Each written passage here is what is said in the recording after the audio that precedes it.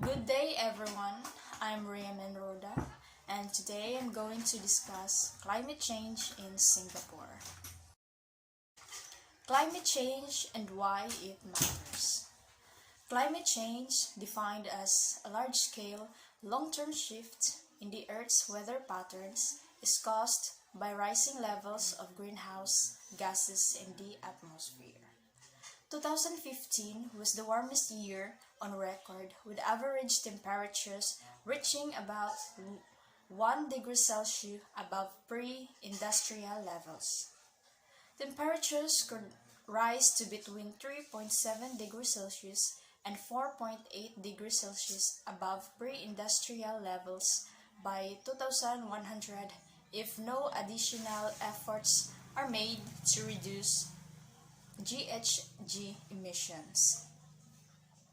Rising sea levels, rising temperatures, and changes in weather patterns can all cause significant damage to homes, businesses, and livelihoods around the world. High temperatures and violent thunderstorms have caused flash floods in Singapore in recent years.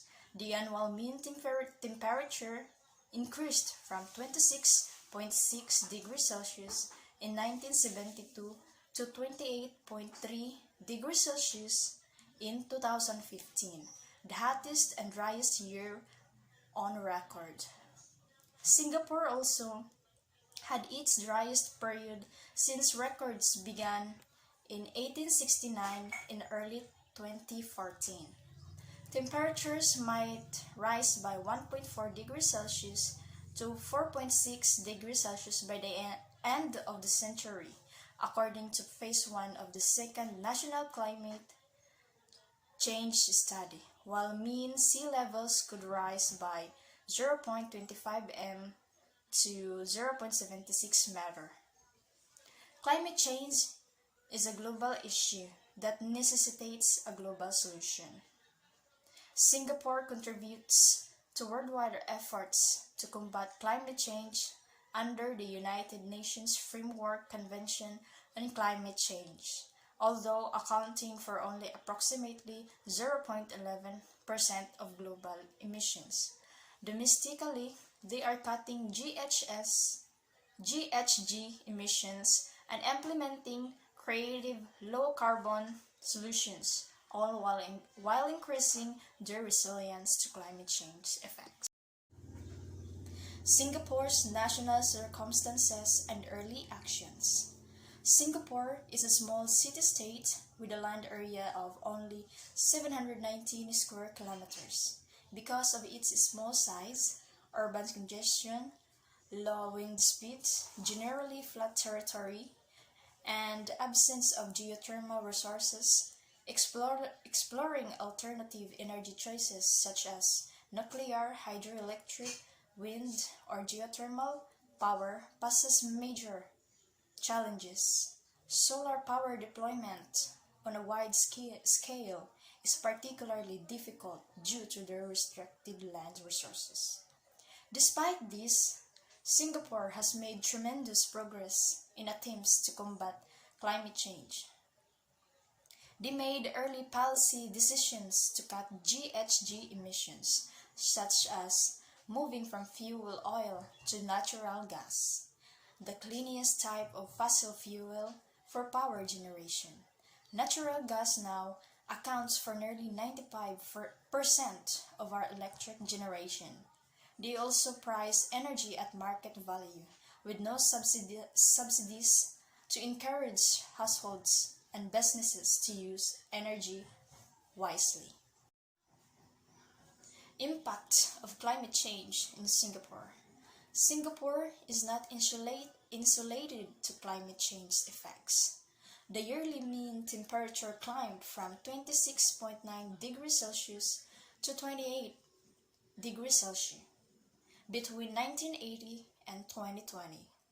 From 1975 to 2009, the mean sea level in the Singapore Straits grew at a pace of 1.2 mm to 1.7 mm per year. In recent years, the amount of rain has increased. From 1980 to 2019, Singapore's annual rainfall total rose at an average of 67 mm each decade.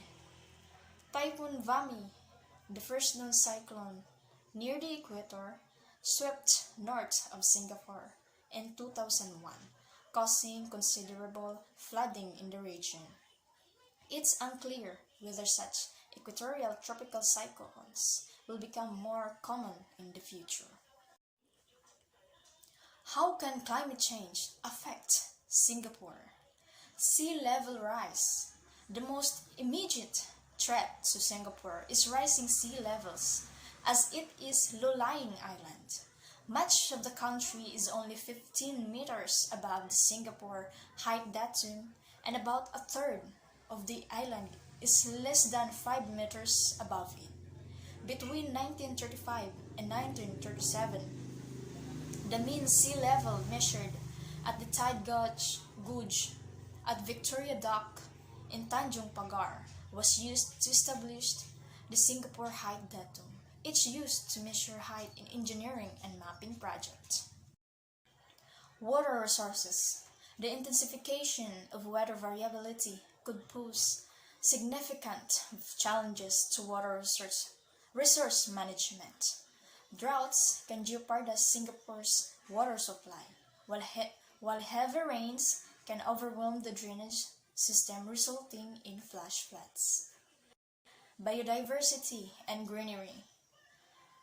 A 1.5 degrees Celsius to 2.5 degrees Celsius increase in mean temperature might put Singapore's natural diversity of plants and animals at risk, as it disrupts natural processes like soil formation, nutrient storage, and pollutant absorption in our environment. Effect on public health. Singapore is in an area where vector-borne diseases are prevalent.